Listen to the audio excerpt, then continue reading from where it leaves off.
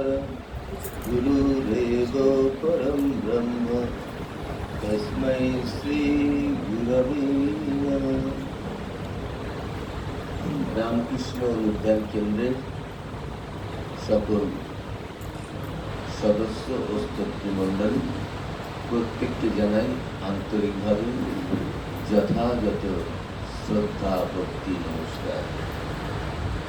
আজকে বিষয়বস্তু এই সময়ের উপযোগী, কারণ আমরা যদি বলি একটি পক্ষ, যেমন রবীন্দ্র জয়ন্তী যখন হয় রবীন্দ্র পক্ষ হয়, সপ্তাহব্যাপী হয়ে থাকে। বিবেকানন্দের জন্মকে কেন্দ্র করে সে পক্ষকাল ধরে হয়ে থাকে। তাহলে আপন আপন গুরু আত্মস্মরণ আমাদের নিত্য নৈমিত্তিক করণীয়। আপনি আমি আজকে আমরা যে যেখানে উপনীত হয়েছি সবটাই কিন্তু আমাদের গুরুর আশীর্বাদে বা গুরুর কৃপায়। এটি বললে হয়তো যারা দীক্ষিত মানুষ তারা কিছুটা অনুমান বা বুঝতে পারবেন, কিন্তু যারা সেই অর্থে দীক্ষিত নন তাদের কাছে হয়তো প্রশ্ন জাগবে যে গুরুর কৃপায় কেন। এখন গুরু কথাটির মধ্যে লুকিয়ে রয়েছে গুরুকে। গু আর রু দুটি শব্দ। গু অর্থে অজ্ঞান অন্ধকার, রু অর্থে আলো। যিনি অজ্ঞান রূপ মায়া বন্ধ থেকে যিনি আমাদের আলোর পথে নিয়ে যান তিনিই গুরু। আজকে আমরা সেই গুরু তত্ত্ব, গুরু মহিমা এই প্রসঙ্গে আমাদের আলোচনার বিষয়বস্তু ঠিক করা হয়েছে। তাই আমরা সেই কথার মধ্যেই আজকে আবদ্ধ থাকার পর চেষ্টা করব। গুরু যিনি আমাকে প্রতি মুহূর্তে আলোর দিকে নিয়ে যাচ্ছে। অজ্ঞান তিমিরন্ধস্য জ্ঞানাঞ্জন শলাকয়া চক্ষুর উন্মিলিতং যেন তস্मै শ্রী গুরবে নমঃ।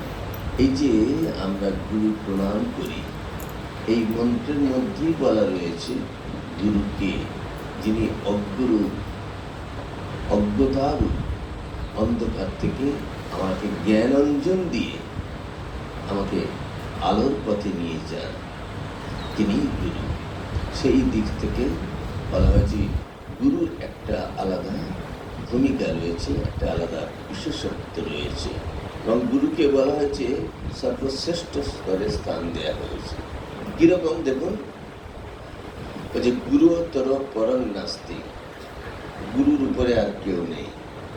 সেই জন্যে গুরু প্রণাম আমাদের প্রত্যেকেরই করণীয়, এবং গুরুই আমাদের সেই পথে চালিত করে থাকেন।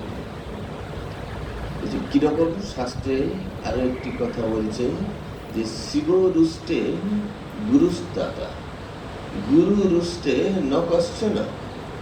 যদি রুদ্র মহেশ্বর শিব তোমার উপর রেগে যায়, তোমার উপর ক্রুদ্ধ হয়, তাহলে তোমাকে রক্ষা করবে কে?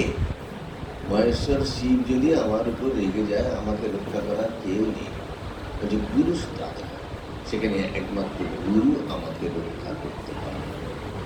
গুরু রুষ্টে ন কশ্চন, যদি গুরু আমার প্রতি ক্রুদ্ধ হন, রুষ্ট হন, তাহলে আমাকে কে রক্ষা করবে?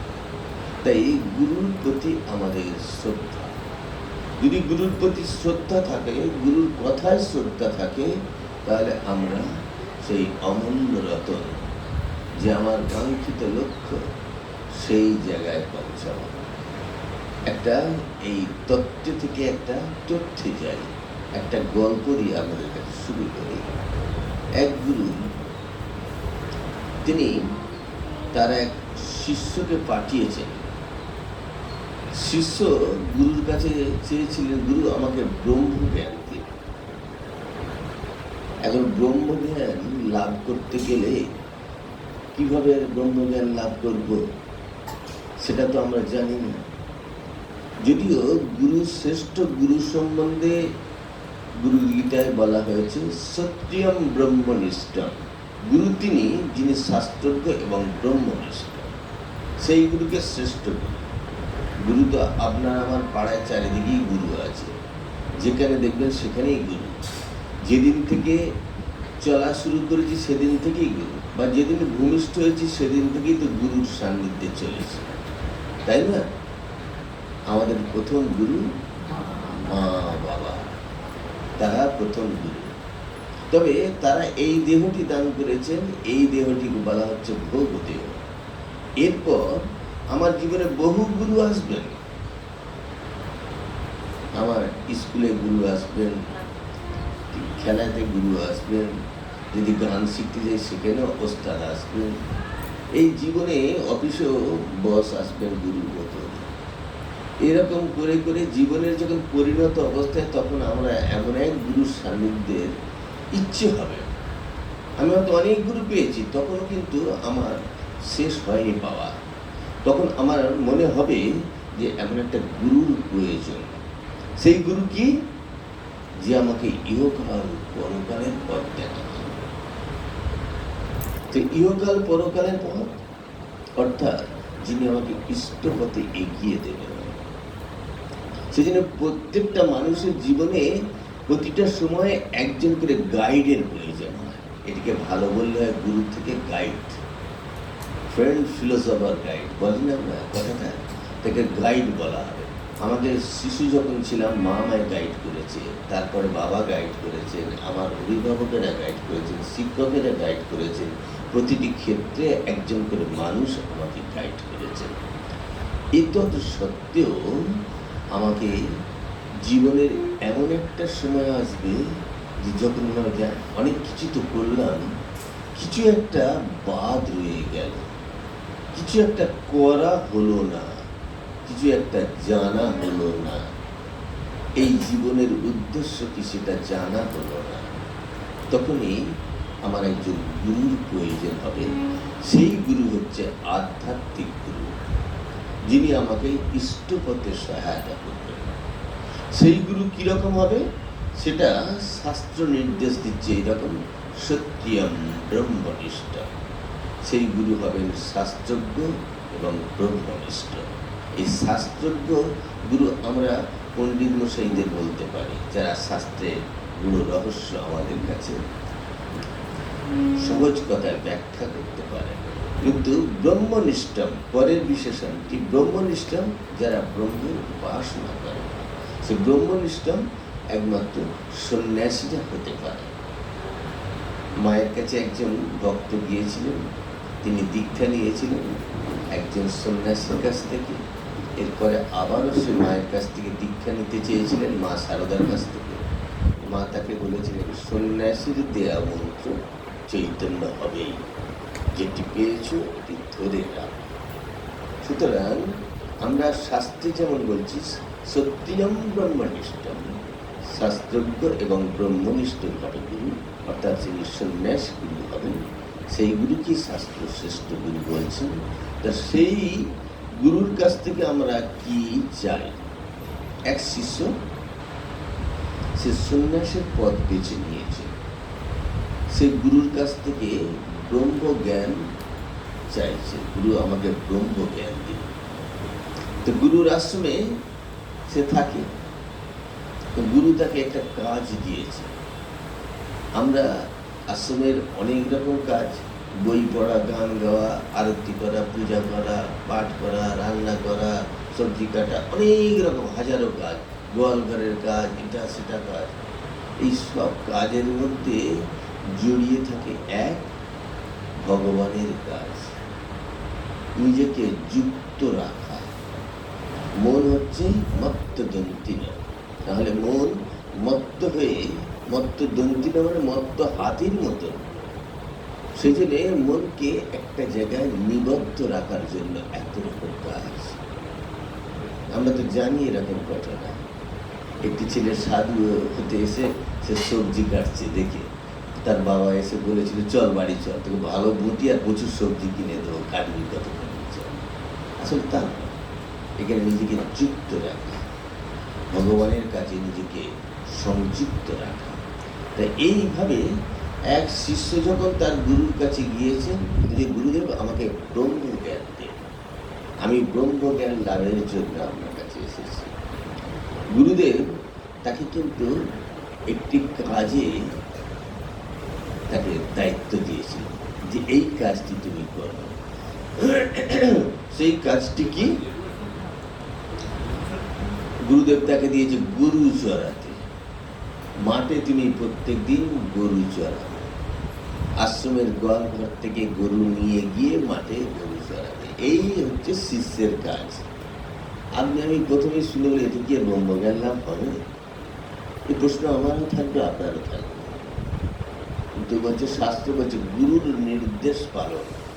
ব্রহ্মজ্ঞান লাভ করতে হলে গুরু যেমন যেমন আমাকে অ ক খ পড়াবে প্রথমে, না নাটক নভেল পড়াবে প্রথমে, আমাকে প্রথমে অ আ ক খ এইভাবেই তো বর্ণ পরিচয় দিয়ে আমাকে তিনি পড়ানো শুরু করবেন। তাই গুরু সেটি জান। তাই গুরু সেই শিষ্যকে প্রথমে দিয়েছে কাজ কি? গরু চড়ানোর কাজ। সে গরু চড়িয়ে আসে। মাঝে মাঝে গুরুদেব বলেছে আমার সঙ্গে তুমি দেখা করবে। তা গুরু সঙ্গে দেখা হতেই গুরু বলছেন, বাহ, তোমার চেহারাটা তো বেশ হৃষ্টপুষ্ট, তুমি যে মাঠে এতদিন গরু চড়াচ্ছ, তোমার তো চেহারার কোনো পরিবর্তন হয় না, তুমি কি খাও? তখন শিষ্যটি বলল, গুরুদেব, গরুর দুধ দেওয়ার পর যেটুকু অবশিষ্ট থাকে আমি সেইটুকু খাই। গুরু বললেন, তুমি তো খুব কপট, এটুকু তো বাছুরের পাওয়ার কথা, তুমি এটা করো না। তুমি আজ থেকে ভিক্ষা করে খাবে। দেখুন গুরু এক একটি রুটিন তার চেঞ্জ করছে। বেশ, সে ভিক্ষা করে খায় দেয়। আবার গুরুর সঙ্গে দেখা হয়েছে যেদিনে গুরু বললেন, বা তোমার স্বাস্থ্য তো বেশ দেখছি সুঠাম হয়েছে। গুরুদেব, ভিক্ষা করে তো বেশিরভাগ আশ্রমে জমা দিই, একটু একটু খাই, তাতে ও সারাদিনে যা ভিক্ষা পাবে সব আশ্রমে জমা করবে। গুরুদেব এই কঠোর নিয়মের মধ্যে তাকে চালিত করছে, মানে তাকে ত্যাগের পথে চালিত করছে। এরপর আবার যেদিন দেখা হয়েছে গুরুদেব বলেন, বাবা, তোমার তো কোনো পরিবর্তন দেখছি না, কি করো, কি খাও? বলে, গুরুদেব আপনি বলেছেন সারাদিনে যা ভিক্ষা পাই সবই তো আশ্রমে দিয়ে, আর সন্ধ্যেবেলা দু একটি ভিক্ষা করে খাও। তুমি তো খুব কপট, খুব চালাক দিচ্ছি, সন্ধ্যেবেলা ভালো ভালো ভিক্ষা করে খাও, তো ঠিক না? তুমি দিনে রাতে যা ভিক্ষা পাবে সব আশ্রমে জমা করবে। গুরুদেব তার সেই লোকটাকে নষ্ট করছে। জিহ্বাকে, তাকে যে ত্যাগের পথে চলতে হবে সেটিকে করছে।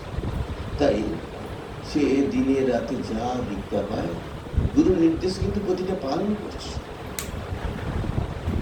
সে জমা দিয়ে। এর কিছুদিন পরে দেখছে আশ্রমে গরুগুলো আপনা আপনি চলে আসছে, আপনা আপনি যাচ্ছে।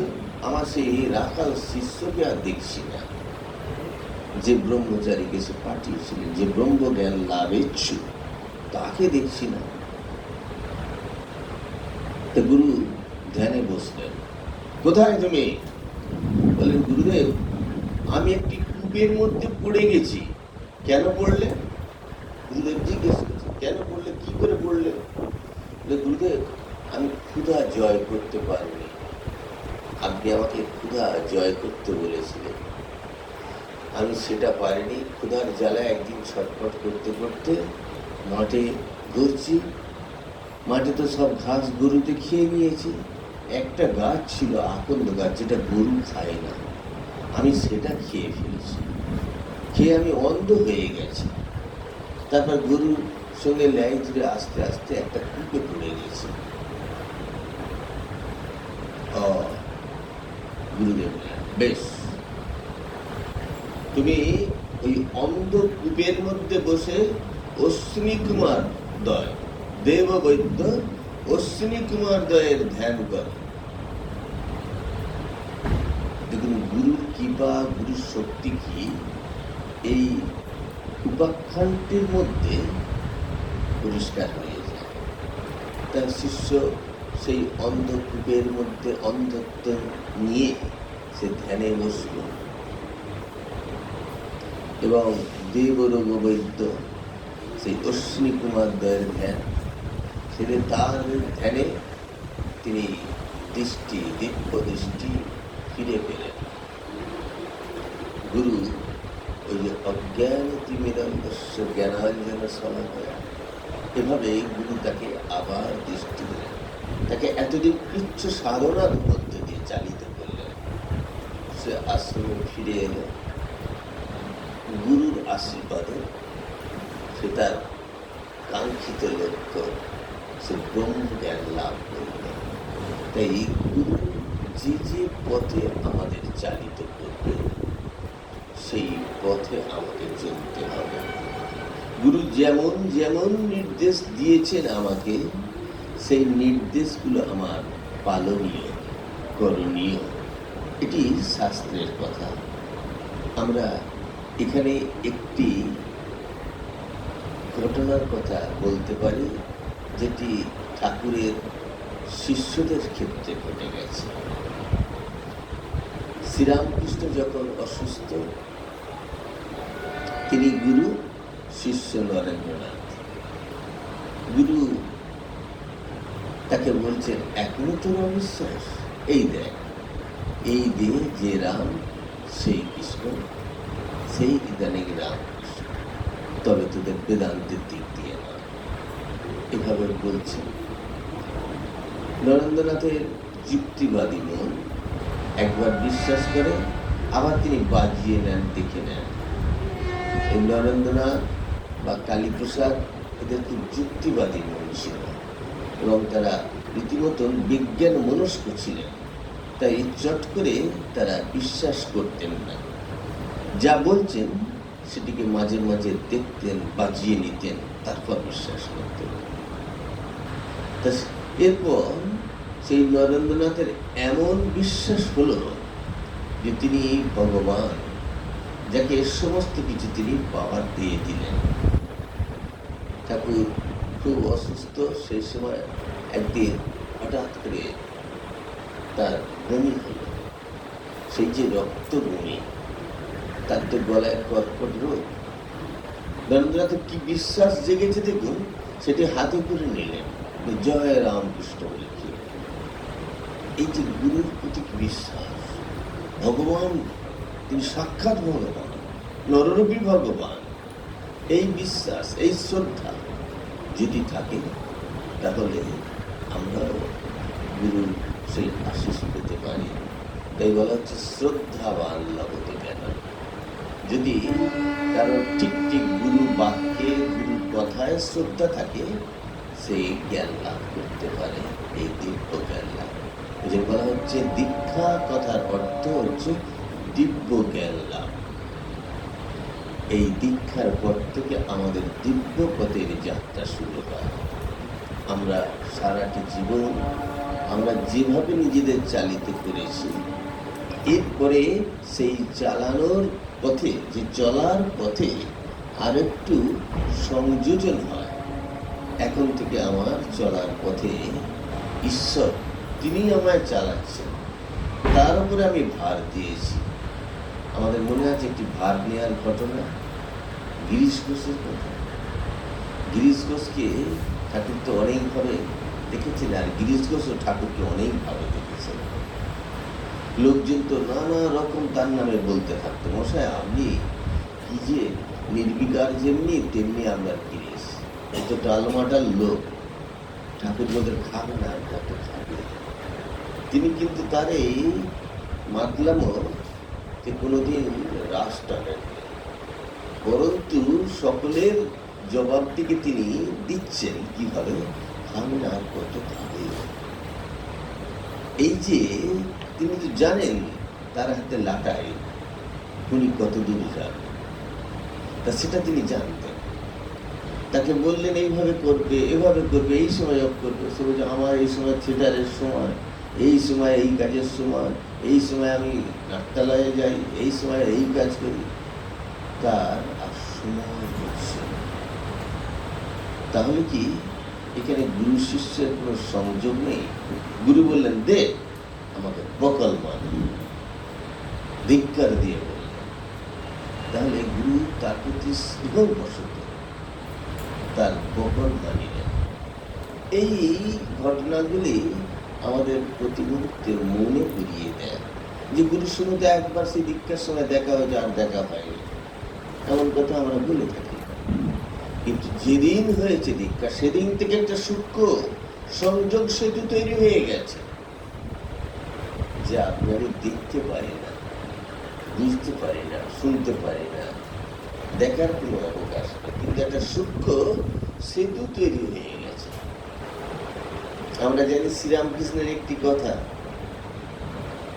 শ্রীরামকৃষ্ণ বলছেন, জগদ্ধাত্রী কঙ্কা, জগৎটা যে ধরে আছে, নাহলে জগৎ যে পড়ে যাবে। আমাদের এই কথাটি মনে রাখতে হবে যে জগৎকে জগদ্ধাত্রী ধরে আছে সূক্ষ্ম যোগ বলে, না হলে জগৎ পড়ে যাবে। তেমনি গুরুর সঙ্গে শিষ্যের এই মন্ত্রের মধ্য দিয়ে একটা সূক্ষ্ম যোগ সূত্র তৈরি হয়ে গেছে, সেই যোগটি আমাকে ধরে রেখেছে। যদি শিষ্য মন্ত্র জপ করে, গুরু যে মন্ত্র দিয়েছেন সেই মন্ত্রের মধ্যে যেন এক ইথারে টিউনিং হয়ে যাচ্ছে।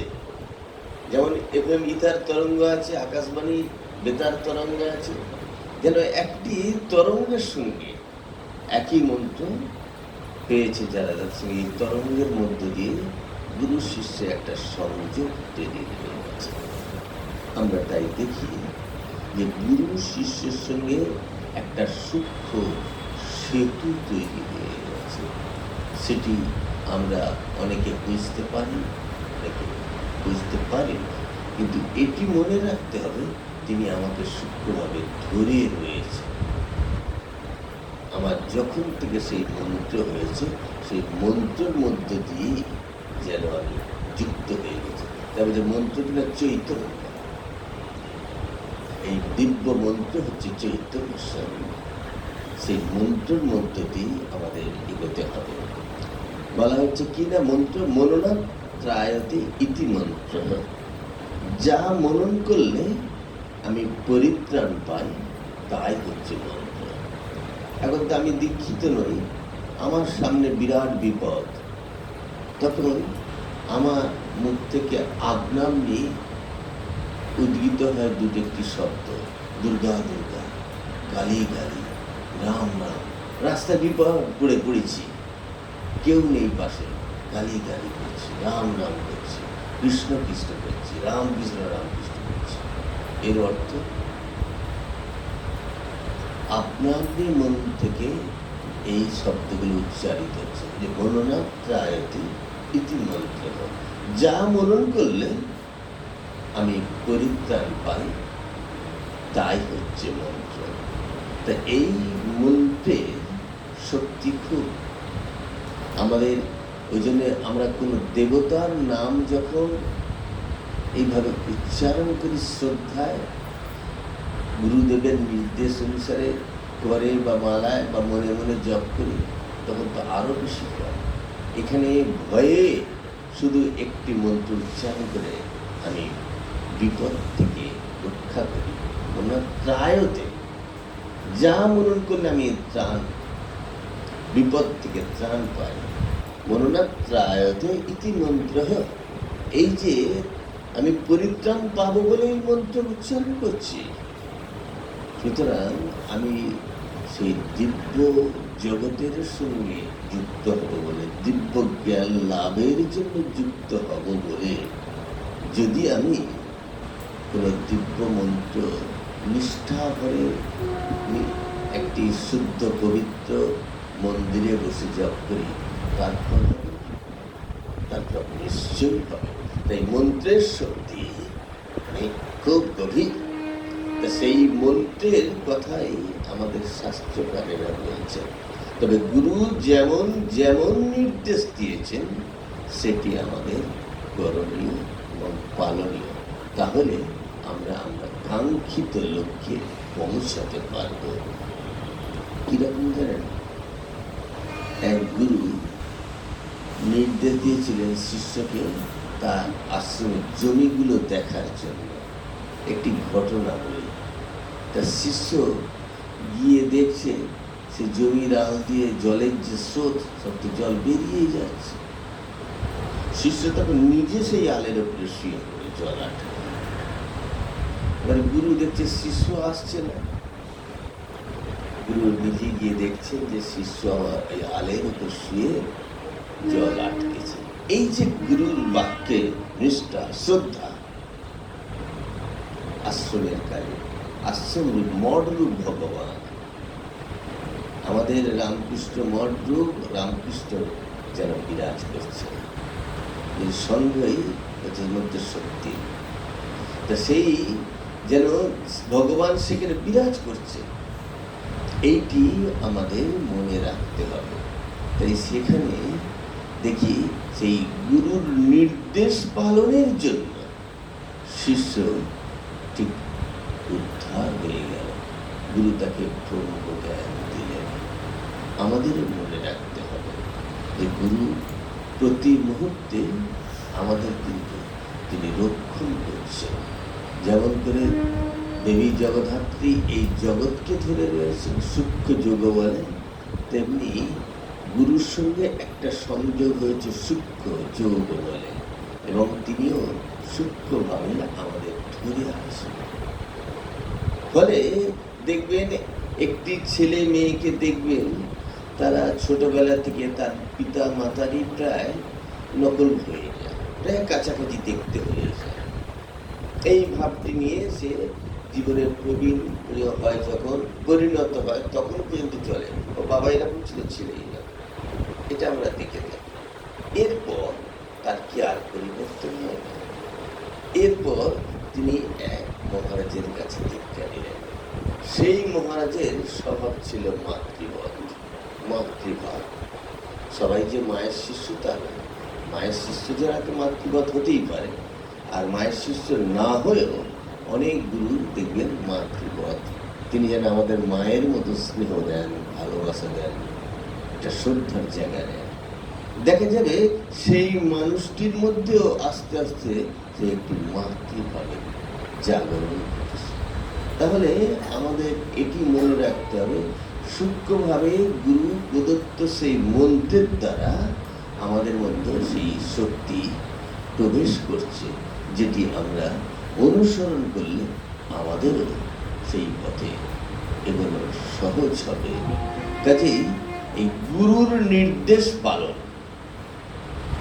এক গুরুত্ব প্রচুর শিষ্য আছে। এখন কোন শিষ্য ব্রহ্মজ্ঞান লাভ করবে, কোন শিষ্য ব্রহ্মজ্ঞান লাভ করবে না, এ তো আমরা কেউ বলতে পারি না। যাদের হাজার হাজার শিষ্য আছে, লক্ষ লক্ষ শিষ্য আছে, তারা কি সবাই ব্রহ্মজ্ঞান লাভ করে? এখানে আমরা ঝিনুকের উপমাটি নিব। ঝিনুক শক্তির কথা বলা হয়েছে, গুরু গীতাতে শক্তির উপমাটি দিয়েছে। ঝিনুক যখন একটা বালুকা পায়, সেটা লাল বালু কি সাদা বালু সে ভাবে না, চিন্তা করে না। সে বালুকাটি পাওয়া মাত্রই সে রোমন্থন করতে থাকে, জপাত সিদ্ধি, জপাত সিদ্ধি। মা বলছেন যে জপাত সিদ্ধি, অহর্নিশি জিহ্বাতে তার মন্ত্র ছুটে যেত না। আমরা মায়ের জীবনে দেখেছি, মা শারদার জীবনে দেখেছি, মা 10,000 জপ করতেন। তো এটি সত্যি কি সম্ভব? মায়ের এক শিষ্য, তিনি পরীক্ষা করার জন্য, যে মা বলতেন 10,000 জপ করি, 10,000 জপ কতক্ষণ লাগে দেখি, তিনি এটি পরীক্ষা করার জন্য ওই 10,000 জপ করার জন্য একদিন উঠে পড়ে লেগেছিলেন। তাতে তিনি যত ঘন্টা জপ করেছেন, তাতে দেখা গেছে যে 24 ঘন্টায় 10,000 জপ করা যায়। তা তিনি এটি পরীক্ষা করে দেখেছেন। তাহলে দেখা গেল কি, যে মায়ের জিহ্বায় মন্ত্র জপ চলত অহর্নিশি। তিনি সমস্ত কাজের মধ্য দিয়েও তিনি জপ করতে থাকতেন। তাই জপাত সিদ্ধি ওই বালুকাটি পেয়েছে ঝিনুক, সে কিন্তু পাওয়া মাত্রই আর কোনো নির্বাচন নয়, এটা শক্তি মন্ত্র না কৃষ্ণ মন্ত্র না কালী মন্ত্র, এসব কিছু না রাম মন্ত্র, এসব ভাববে না। কি করবে? ঝিনুক যেমন ওই বালুকাটি পাওয়া মাত্রই রোমন্থন শুরু করে দেয়, সেই রকম যখন কোনো দিব্য মন্ত্র আমরা পাই তখন গুরুর নির্দেশ মতো তার যাপন করতে হয়, অর্থাৎ জপ করতে হয়। ওই ঝিনুক যাপন করতে করতে সেই বালুকা একদিন মুক্তমণিতে পরিণত হয়। ঠিক তাই আমাদেরও মনে রাখতে হবে, ওই মন্ত্র জপটা এতই করলাম, কই কিছু তো হলো না। আমাদের সমস্ত প্রশ্নের উত্তর কিন্তু একালে আমাদের মাতৃগুরু ভগবতী সারদা দেবী উত্তর দিয়ে গেছেন। তিনি তার কাছে আমরা যদি এই প্রশ্নগুলো নিয়ে যাই, তিনি খুব সহজ করে উত্তর দিয়েছেন। মা বলছে 4 দিনে রোজ বসতে হয়, কোনোদিন পুঁটি বাটা এসে পড়ল, কোনোদিন বা রুই কাতলা এসে পড়ল। তার মানে গুরুর নির্দেশ মতো প্রতিদিন জপে বসতে হবে। মন বসুক আর নাই বসুক, আমাকে জপে বসতে হবে। গুরুর নির্দেশ, গুরুর আজ্ঞা পালন করার জন্য কোনোদিন এমন জপ জমে যাবে, গভীর ধ্যানে প্রবেশ জপ করতে করতে কিরকম বলছেন, আস্তে আস্তে যদি করে জপে কর জপা বন্ধ হয়ে যাবে, মালা জপ করে করতে করতে মালা হাত থেকে পড়ে যাবে, যদি জিহ্বা জপ করতে থাকে করতে করতে জিহ্বা নড়া বন্ধ হয়ে যাবে, প্রাণবায়ু আস্তে আস্তে রুদ্ধ হয়ে যাবে, কুম্ভক হয়ে যাবে, তখন একটা সূক্ষ্মভাবে গুরুর সঙ্গে শিষ্যের মিলন ঘটে যাবে, ইষ্টের সঙ্গে মিলন ঘটে যাবে। তাই এই মন্ত্রের মধ্যেই রয়েছে শক্তি। এটি উচ্চারণ করতে করতে আমরা সেই দিব্য সংযোগ, দিব্য পথে সংযুক্ত হয়ে যাব, এটি আমাদের মনে রাখতে হবে। তাই গুরুর নির্দেশ আমাদের প্রত্যেকের পালনীয়, করণীয়। ঝিনুক ওই বালুকাটি পেয়ে অহর্নিশি রোমন্থন করতে করতে মুক্তমণিতে পরিণত করে। সে কিন্তু কখনো সময় কি রকম এসব ভাবে না। আমাদেরও সেটি করণীয়, যেটি পাবো সেই মন্ত্রটিকে আমাদের ধরে রাখতে হবে। মা বলছে ধরে রাখতে হবে এবং সেটিকে যাপন করতে হবে। মাকে একবার প্রশ্ন করেছে, মা আচ্ছা এই যে মন্ত্র এটা খুব ছোট, মায়ের কাছে প্রশ্ন অনেক রকম থাকতো, শিষ্যরা রূপানন্দ রাসবিহারী মহারাজেরা প্রশ্ন করতেন। মা বলছে, বাবা নামের বীজ তো খুবই ছোট, তোমরা দেখেছো তো পোস্তের মতন ছোট্ট বীজ, বটের বীজ, তার মধ্যে এত বড় বট বৃক্ষ লুকিয়ে থাকে। সূক্ষ্ম ওই বীজের মধ্যে বিরাট লুকিয়ে আছে। সত্যি তো ওই বোটানিক্যাল গার্ডেনটা দেখলে মনে হয় যে ওই পোস্তর মতো একটা সূক্ষ্ম বীজের মধ্যে লুকিয়েছিল। মা বলছে এতে আশ্চর্য হওয়ার কিছু নেই, তো পোস্তর একটা ভার আছে, ভর আছে, ওজন আছে, চোখে দেখা যায়। নামের বীজ তো চোখে দেখা যায় না, এরকম ভার নেই, ওজন নেই, শুধু সূক্ষ্মভাবে কাজ করে মন্ত্র উচ্চারণ। সেটি কর্ণ কোহবরে শ্রবণ করা হয়েছে, সেটা মরণে বসেছে এবং জিহ্বার দ্বারা উচ্চারিত হচ্ছে মাত্র। এর দ্বারাই কবে তার পরে পরে ভাব, ভক্তি, সমাধি সমস্ত জ্ঞান লাভ করে। কাজে এই মন্ত্র যে যেমন যাপন করবে তার মধ্যে তেমন ভাবে প্রকাশিত হবে, সে তেমন প্রকাশিত করতে পারে। এক পিতার সম্পদ শিষ্যরা যেমন, ছেলেরা যেমন পেয়ে সে যেমন ভাবে কাজে লাগায় তেমন পায়। একটি আজকে উপমা স্বরূপ এক গুরুর কয়েকজন শিষ্যের কথা আপনাদের একটা বলি। এটি গল্প বা ঘটনা না বলে উপাখ্যান বলেই বলাটা, শাস্ত্রের কথা যেহেতু, সেখানে যে কথা থাকে সে কথা কোনো রূপক গল্প নয়। সেই রূপকের আড়ালে রয়েছে একটি রূপ, সেটি আমাদের পরীক্ষিত সত্য।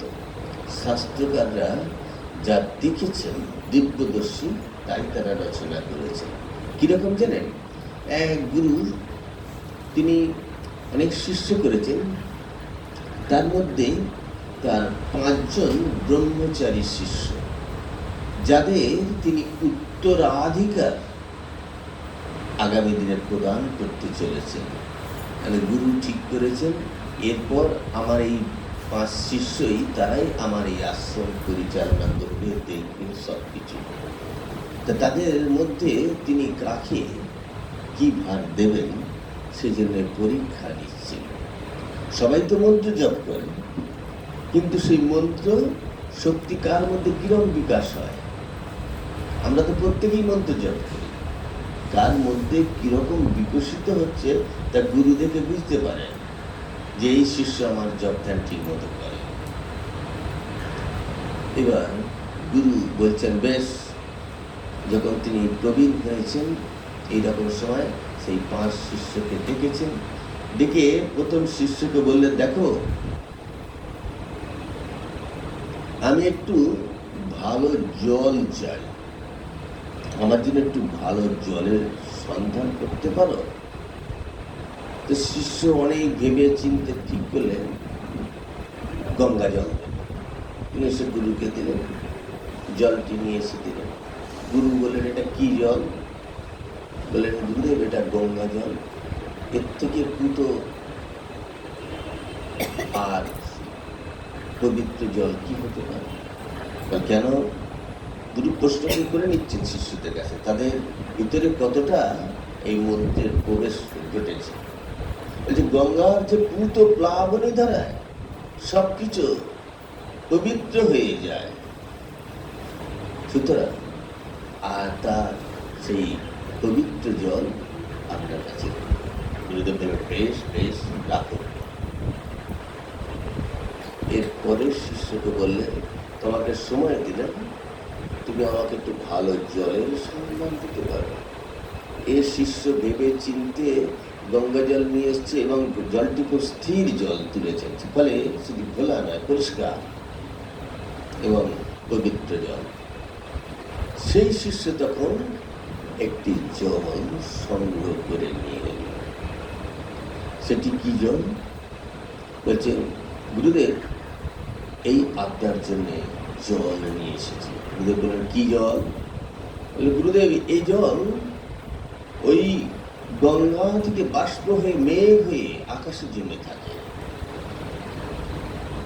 যখন বৃষ্টি হচ্ছিল তখন আমি একটি পাত্রে ধরে নিয়ে এসেছি, তাই এত স্বচ্ছ স্ফটিকের মতো এই ভূমি স্পর্শ করেনি। এর থেকে পবিত্র জল কোথায় আর পায় না। তাই গুরুদেব, এটি আপনার সেবার জন্য নিয়ে এসেছি। বেশ বেশ বেশ। গুরুদেব এই প্রত্যেকের কাছ থেকে জল নিচ্ছেন, এই জলের মধ্যে দিয়ে তারা জল আনয়ন করছেন, এই জলের মধ্যে দিয়ে তিনি জেনে নিচ্ছেন সে কতদূর এগিয়েছে, এই জলের ব্যাখ্যার মধ্যে দিয়ে। বেশ। এরপরে আর এক শিষ্যকে ডাকলেন, তুমি আমার জন্য কিছু ভালো জলের সন্ধান করতে পারবে?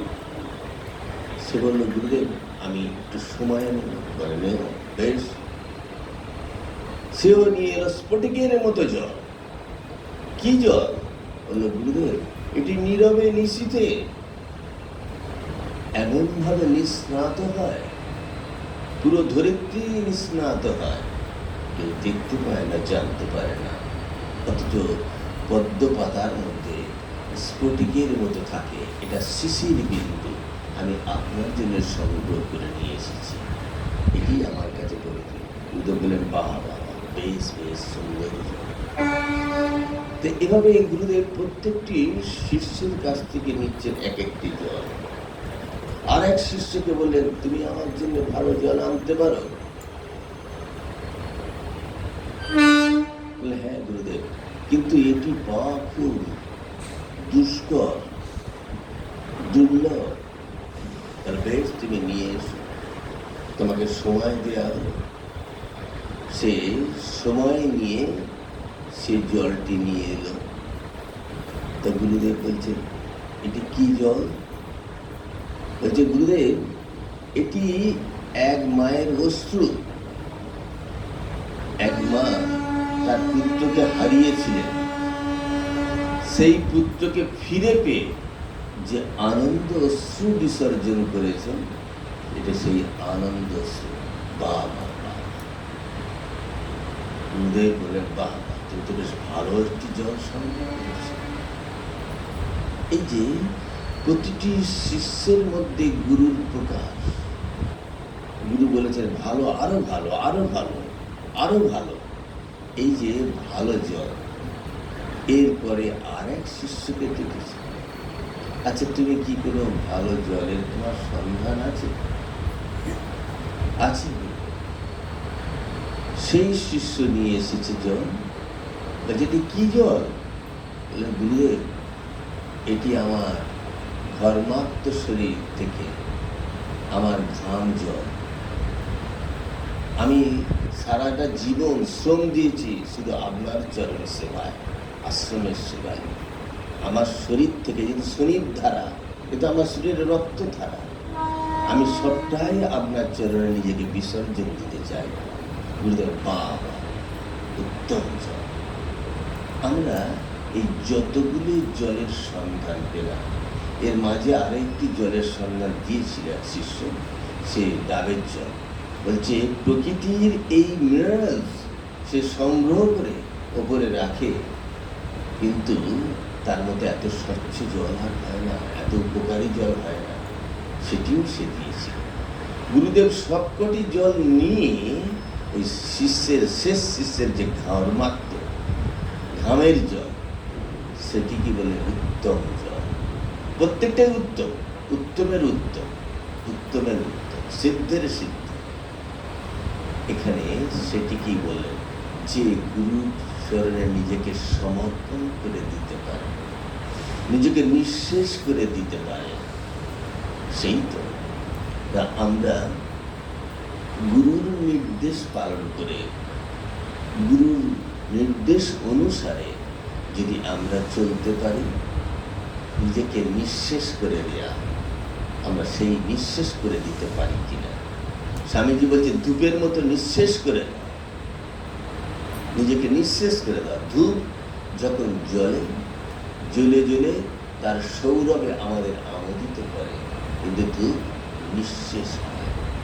সেই রকম আমরা যে নিজেকে সেই আধ্যাত্মিক পথে, নিজেকে ঠিক গুরুর নির্দেশ মতো পথে যদি চলতে পারি, আমরাও পেতে পারি সে অমূল্যতা। তাই আমাদের গুরুর আজ্ঞা প্রথম মনে রাখতে হবে। যদি এই গুরুর আজ্ঞা পালন করি, তাহলে আমাদের ঠিক ঠিক পথে সেই আমাদের যাওয়া হবে। আমরা একটি কথা বলি, সেটি হচ্ছে স্বামী অভেদানন্দের একটি, তিনি তার জীবনের একদম শেষ প্রান্তে একটি কথা তার অটোবায়োগ্রাফিতে তিনি লিখেছেন, আত্মসমর্পণ। সেই আত্মসমর্পণের ভাষাটি বড় বিচিত্র। কিরকম লিখছেন, তুমি যেমন খেয়েছ আমায়, আমি তেমন খেয়েছি তোমায়। এই যে গুরু শিষ্যে একাকার হয়ে যায়। আমরা হয়তো জানি, যখন অভেদানন্দজি ঠাকুরের কাছে এসেছিলেন, তখন অভেদানন্দজির বাবা রসিক মাস্টার, কলকাতার একজন বিখ্যাত মাস্টারমশাই ছিলেন, ইংরেজি শিক্ষক। তিনি এই রসিক মাস্টার তাকে নিতে এসেছিলেন যে আমার ছেলেকে ফিরিয়ে নিয়ে যাও ঠাকুরের কাছে। তখন ঠাকুর বললেন, দেখো মাস্টার, তোমার ছেলেকে আমি খেয়ে ফেলেছি, আর কালী মহারাজের যাওয়া হলো না। তাহলে ওই ছেলেটি ঠাকুরের সান্নিধ্যে আসার পরে ঠাকুর তাকে খেয়ে ফেলল। এবার তিনি তার জীবনের পরিণত অবস্থায় অভেদানন্দজি লিখছেন, তুমি যেমন খেয়েছ আমায়, আমি তেমন খেয়েছি তোমায়। এবার ঠাকুরকে তিনিও খেয়েছেন, খেয়ে তিনি যে অভেদ হয়ে গিয়েছিলেন, তাই স্বামীজি যখন তার গুরু ভাইদের সন্ন্যাস দিচ্ছেন, যেহেতু অভেদানন্দজি সেই সন্ন্যাস মন্ত্র এনেছিলেন, তাই অভেদানন্দজি সেই খাতা দেখে পাঠ করছিলেন তন্ত্রধারক, আর স্বামীজি প্রত্যেককে এক একে সন্ন্যাস নাম দিচ্ছিলেন। সবশেষে তাহলে অভেদানন্দজিকে নিতে হবে, তিনি যেহেতু তন্ত্রধারক। তখন অভেদানন্দজিকে কি দেবেন? স্বামীজি বললেন, তোর নাম অভেদানন্দ, তুই অভেদ তত্ত্বে বিশ্বাসী। তিনি অভেদ তত্ত্বে মিলিয়েছিলেন, তাই হলেন তিনি অভেদানন্দ। তা এবার সেই অভেদ, দেখুন তার শুরুতে গুরু খেয়ে ফেললেন, এবার অভেদ তত্ত্বতে তিনি হয়ে উঠলেন অভেদানন্দ। সারা জীবনে তিনি শ্রীরামকৃষ্ণময় হয়েছিলেন। তার শিষ্যদের তিনি বলতে, দেখছিস কি, এর মধ্যে তিনজন খেলা করছে, নিজেকে অঙ্গুলি নির্দেশ দেন, ঠাকুর, মা, স্বামীজি। আমরা তার ডাইরেক্ট শিষ্যদের কাছ থেকে শুনেছি যে তাকে দেখতেন, তিনি যখন ঠাকুরের ভাবে থাকতেন, যখন মায়ের ভাবে থাকতেন, যখন স্বামীজির ভাবে থাকতেন। যেন স্বামীজির বার্তায় তার ওই গুরু ভাইয়ের কণ্ঠে শুনেছিল আমেরিকাবাসীরা, যে স্বামীজির আরব্ধ কাজ যেটুকু বাকি ছিল সেটুকু তিনি কালী মহারাজের ওপরে দিয়ে গিয়েছিলেন এবং তিনি সেটিকে সম্পূর্ণ করেছিলেন। মায়ের স্তোত্র রচনা, ঠাকুরের স্তোত্র রচনা, এই রচনার মধ্য দিয়েও তাদেরও তিনি পরিস্ফুট করেছেন। তিনি একাদম জীবনের পরিণতি অবস্থাতে একটি কথা বলছেন, সেই সময়ে তিনি প্ল্যান সেট করতেন এবং রিজার্ভ বোর্ডে যখন বসতেন তখন তাকে প্রশ্ন করা হতো এবং তিনি সেই প্রশ্নগুলো ঠাকুরের কাছে, মায়ের কাছে, স্বামীর কাছে করতেন এবং সেখান থেকে যে উত্তর বেরিয়ে আসত সেই উত্তর অনুযায়ী তিনি কাজ করতেন। তার নির্দেশ ব্যতীত তিনি চলতেন না। আমেরিকায় থাকাকালীন তিনি ভারতবর্ষে আসবার সময় যখন তিনি টিকিট কাটতে যাচ্ছেন, লুসেন একটি জাহাজের নাম, 3 বার বাধাপ্রাপ্ত হয়েছে, অলক্ষ থেকে তাকে বলছে জাস্ট তিনি টিকিট কাটলেন এবং পরে জানা গেল সেই জাহাজ ডুবে গেছে, বহু মানুষ মারা গেছে। তো এই যে তার গুরু তাকে চালিত করছেন, শ্রীরামকৃষ্ণ তাকে চালিত করছেন, তাই অভেদানন্দজি তার অটোবায়োগ্রাফিতে লিখছেন যে তুমি যেমন খেয়েছ আমায়, আমি তেমন খেয়েছি তোমায়। তুমি আমি এক হয়েছি, ওই যে অবিদ্যার্থে, তুমি আমি এক হয়েছি, তুমি আমি ভিন্ন নই। আমি আধার, তুমি আধেয়, এ দেহ মন প্রাণ তব পদের সমর্পিত, যা ইচ্ছা তাহাই কর। আর বলছেন, তোমার নির্দেশে এ কথা বলিতে নারী, ইট উইল ডাই উইথ। ঠাকুর বলেছিলেন, তোর যা যা দর্শন হবে সব এসে এখানে বলবি, এখানে মানে ঠাকুরকে বলবি। তাই ঠাকুরের নির্দেশ ছিল, তাই তিনি ঠাকুরকে ছাড়া কাউকে বলতেন না। বলছেন, এবং it will die with me, আমি যা পেয়েছি, তুমি যে আমার মধ্যে দিয়ে যা প্রকাশিত হয়েছ, আমি প্রকাশিত, তুমি আমার মধ্য দিয়ে প্রকাশিত হয়েছ, এটা আমার মধ্যেই থেকে যাবে। It will die with me, এটি কখনো আমি কাউকে বলতে পারবো না। এটা তোমারই নির্দেশ ছিল, তোমার নির্দেশ মতো চলেছে। তাই গুরু শিষ্যের এই সম্পর্কটির কথা মনে রাখতে হবে। এই যে অভেদানন্দজির সঙ্গে ঠাকুরের সম্পর্ক, স্বামীজির সঙ্গে ঠাকুরের সম্পর্ক, যাদের মধ্যে দিয়ে ঠাকুর চালিত হয়েছেন। বলছেন না, কাশীপুরে যখন তারা রয়েছেন, ঠাকুর একদিন বলেছেন আমাদের ভিক্ষা করে খাওয়াতে পারবি? তারা ভিক্ষা করতে গিয়ে প্রথম ভিক্ষা চেয়েছিলেন মাতা অন্নপূর্ণেশ্বরী ভিক্ষাং দেবী। কার কাছে? মা শারদার কাছে।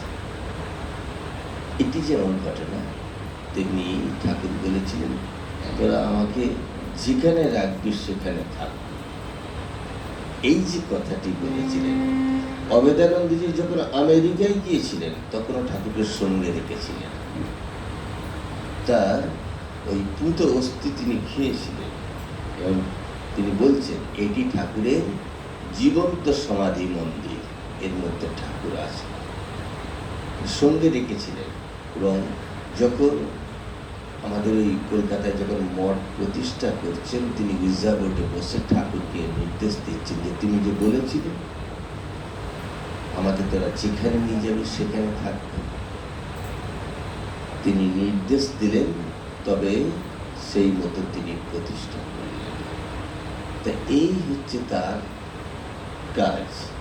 আমরা শিষ্যদের কাছ থেকে গুরু সেটাই চায়, তার নির্দেশ যেন তারা ঠিক ঠিক পালন করে। এটি যদি ঠিক ঠিক পালন করে তাহলে তাদের তো ঠিক গুরুর সঙ্গে তারা একাকার হয়ে উঠতে পারবে। আজকে আমরা সেজন্য সেই কথাটি আমাদের মধ্যে মনে রাখতে হবে, গুরু কৃপাহি কেবলম, কৃপাহি কেবলম। যদি সেই গুরুর কৃপা লাভ করতে চায় তার শরণাগত হন, শরণাগত হন। আমরা যে গুরু বন্দনা করি, সেই গুরু বন্দনার মধ্য দিয়ে যে শব্দগুলি ব্যবহার করা হয়, যে সুর তাল লয় ছন্দের মধ্য দিয়ে, এইগুলি যদি আমরা পালন করতে পারি, গুরুদেব দয়া করো দীন জনে। সত্যি কি আমি নিজেকে দিন বলে মনে করি? আমি কি কৃপা ভিখারি? আমি যদি সত্যি দিন বলে মনে করি তাহলে তিনি নিশ্চয়ই আমায় কৃপা করবেনই করবেন। আমরা ভগবানের কাছে সেই প্রার্থনা করি, তিনি আমাদের কৃপা করুন, তার পূত হস্ত আমাদের মাথার উপরে থাকুক। আমাদের আপন আপন গুরুদেব আমাদের প্রত্যেকের মাথার উপর আছেন, তাদের পূত হস্ত আছেন, এটা বিশ্বাস রেখে তাদের নির্দেশ মতো যদি চলি তাহলে আমাদের লক্ষ্যে আমরা ঠিক পৌঁছাতে পাব। তা এখানেও আমাদের তাই মনে রাখতে হবে সবসময় গুরুর যে নির্দেশ সেটি যেন পালন করা হয়। জপের সম্বন্ধে মা একটি খুব সুন্দর কথা বলতেন। কখনো কখনো বলছেন হাত চলে তো মুখ চলে না, মুখ চলে তো হাত চলে না। আমি মন্ত্র মুখ দিয়ে উচ্চারণ করছি, আবার এদিকে করে জপ হচ্ছে, মিলছে না। কিন্তু তা নয়, মন মন জপে বলিহারি জপ। ঠাকুর এটিকে খুব সুন্দর করে বলেছেন। কিভাবে বলছেন? বলছেন করে জপে ভাই, মালায় জপে শালা, করে জপে ভাই, মন মন জপে বলিহারি যায়। তাহলে আমি যখন রাস্তাঘাটে বেরিয়েছি, আমি তো আনুষ্ঠানিকভাবে ঠাকুর ঘরে বসে নেই। ঠাকুর ঘরে বসে থাকলে আনুষ্ঠানিকভাবে অনেক জপ করবো বলে ঠিক করেছি, আজকে সেদিনে মালায় জপ করলাম। আর আমাকে নিয়ম মতো জপ করতে হবে 108, আমাদের বেরোতে হবে, অফিসে কাজে বেরোতে হবে, তাহলে করে জপ করে নিলাম। আর দূরে কোথাও যাচ্ছি তখন তো ভগবান কৃষ্ণকে স্মরণ করে কাজ করতে হবে, মনে মনে যায়, মন মনে জপে যায়। তাহলে আমরা 3টে জপই করতে পারি। এগুলি কিন্তু সবই আমাদের কাছে আছে। গুরুর এই নির্দেশ মতো আমরা যদি চলতে পারি তাহলে আমাদেরও পথে কোনো বাধা হবে না। যেমন করে আমরা অবেদানন্দজির জীবনের ঘটনা শুনলাম, স্বামীজির জীবনের ঘটনা শুনলাম, আমাদের শাস্ত্রে গুরু শিষ্যের সম্পর্কের কথা শুনলাম, গুরু কিভাবে শিষ্যদের পরীক্ষা নিল, তাদের মধ্যে কিভাবে তিনি প্রকাশিত হচ্ছেন, মন্ত্রের শক্তি কিভাবে তার নিজস্বতা, তার সৃজনশীলতা। দেখবেন কোনো কোম্পানির নামটা না বলাই ভালো, এরকম বড় বড় টেকনোলজির কোম্পানি আছে যারা টেকনোলজিতে বিখ্যাত, তারা একজন কর্মচারীকে ততক্ষণই রাখে যতক্ষণ তার ক্রিয়েটিভিটি থাকে, ততক্ষণই তাকে রাখে, নাহলে তাকে গিয়ারেজ দিয়ে বসিয়ে দেয়। তাহলে তুমি যতক্ষণ সৃজনশীল সৃষ্টিশীল করতে পারবে একটি মানুষের ততক্ষণ প্রয়োজনীয়তা যে যতক্ষণ জগৎকে দিতে পারে। আমরা জগৎ থেকে সবসময় নিচ্ছি, বিনিময়ে জগৎকে দিচ্ছি, কই কিছু কি দিচ্ছি? দিচ্ছি সেটা জগতের কাছে আমরা যে বিষ পথ, যেটা দিচ্ছি বিষ আর নিচ্ছি জগৎ থেকে অমৃত। সেটা আমরাও কি কিছু অমৃত দিতে পারি না? আমরা তো সবচেয়ে উচ্চ শ্রেণীর প্রাণী। Man is the highest form of god. ভগবান যত রকম সৃষ্টি করেছেন তার মধ্যে শ্রেষ্ঠ সৃষ্টি হচ্ছে মানুষ। সুতরাং মানুষ শ্রেষ্ঠ কিছু দিতে পারে, আমাদের কিছু ভালো চিন্তা দিতে পারি, ভালো কাজ দিতে পারি, মানুষকে ভালো চোখে দেখতে পারে। যদ ভদ্রং তন্রাস। তাই তো ঋষি কুমারীরা বলেছিলেন, যা কিছু ভালো মঙ্গলজনক তাই আমাদের কাছে উপনীত হোক। সুতরাং সেই ভালো চিন্তা যদি আমি করি তাহলে কিছু ভালো জগৎকে দিয়ে যাব, সেই ভালো চিন্তা জগতের কাজে লাগবে। এটাই হোক আজকে এই গুরু প্রসঙ্গ বা গুরু তত্ত্ব বা গুরু মহিমা, গুরু মাহাত্ম্য যাই বলি না কেন, এগুলি আলোচনার পিছনে আমাদের এটি মনে রাখতে হবে, আমরা যা যা পেয়েছি গুরুর কাছ থেকে সারা জীবনে সেটি যাপন করেছি এবং বিনিময় ঝিনুক যেমন একটি মুক্তমণির উপহার দেয়, যাপন করতে করতে সেই বালুকাকে মুক্তমণি উপহার দিচ্ছে জীবন দিয়ে, তেমনি আমরাও ইষ্টমন্ত্র পেয়ে যাপন করতে করতে জগৎকে কিছু ভালো চিন্তা দিয়ে যাই। ঠাকুরের কাছে সেটাই প্রার্থনা, তিনি আমাদের শুভ বুদ্ধি দিন, শুভ পথে চালিত করুন, আমরাও যেন কিছু দিয়ে যেতে পারি, কিছু করতে পারি, তার আশীর্বাদ আমাদের উপর বর্ষিত হোক। জয়তু রামকৃষ্ণ।